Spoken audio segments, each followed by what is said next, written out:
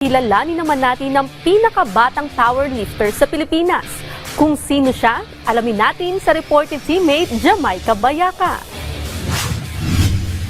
Bata man sa inyong paningin, mabibigat ang kaya niyang buhatin. Sinong mag-aakalang ang 5 taong gulang na batang ito, kaya raw buhatin ang bigat ng halos isang kabang bigas? Hindi luto-lutuan, hindi rin Barbie o Chinese garter, kundi barbell ang kanyang paboritong laruan. Siya ang pride ng Quezon City na si Danny Agnihotri, ang pinakabatang Filipina-Indian powerlifter sa Pilipinas. 6 na buwan pa lang nagtitraining si Danny sa powerlifting, pero kahit bago pa lang siya sa nasabing sports, kaliwat kanan na ang tagumpay at mga medalya ang kanya nang nakolekta. Bata-bata, paano mo to nagagawa?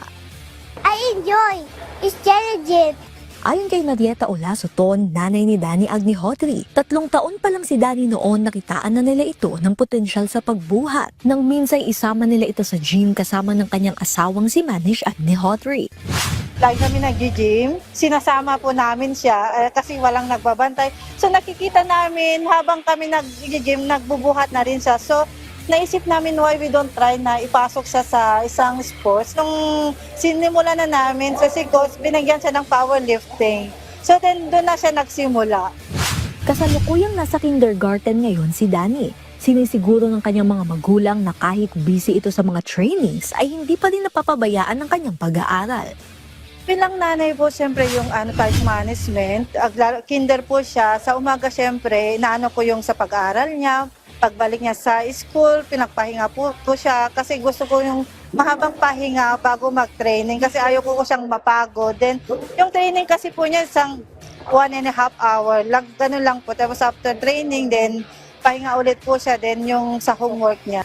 3 silver medals na at 1 gold ang nakolekta ni Danny sa kanyang mga national tournaments. Nito lamang February, pinarangalan din ng atleta ng Quezon City Government at nakatanggap ito ng resolution bilang pinakabatang powerlifter sa Quezon City at sa buong Pilipinas. Sino ba naman ang hindi mapaproud kung ganito kabiba ang young child? Pero kahit malakas ang loob ng batang si Danny, hindi pa din mawala sa isip ng kanyang mommy na minsan ay natatakot ito baka mabagsakan ang bata. So proud po kami. At same time, medyo andun pa rin yung takot kasi syempre babae, 5 taon. Pero at least nakikita naman namin na talagang kaya niya. Saka nakikita namin na malakas talaga siya. Target ni na Mr. and Mrs. Agnihotri na isabak si Danny sa mga international competitions balang araw. Pero bukod sa powerlifting, iniumpisa na rin ng batang ito ang pag-iensayo sa weightlifting. Malay natin baka siya na ang susunod sa yapak ng nag-iisang Hyrelyn Diaz. Walang imposible. Ayon sa coach ni Danny na si Cirlo Dayaw, malaki ang chance ang batang atleta na maging isang world champion. Yes, naniniwala ako. Basta tuloy-tuloy lang ang training niya. At saka basta lagi lang siya everyday training, then sa isang linggo baka 6-day training, okay na yun, then 1-day rest. Naniniwala naman ang mommy ni Danny na isang inspirasyon ng kanyang anak sa mga kabataang nangangarap. Kung nakikita yung gusto ng anak niya papasok sa sports, suportahan lang.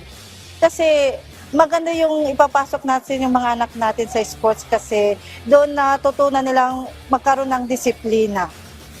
Saka kung ano kung masaya sila, suportahan lang natin.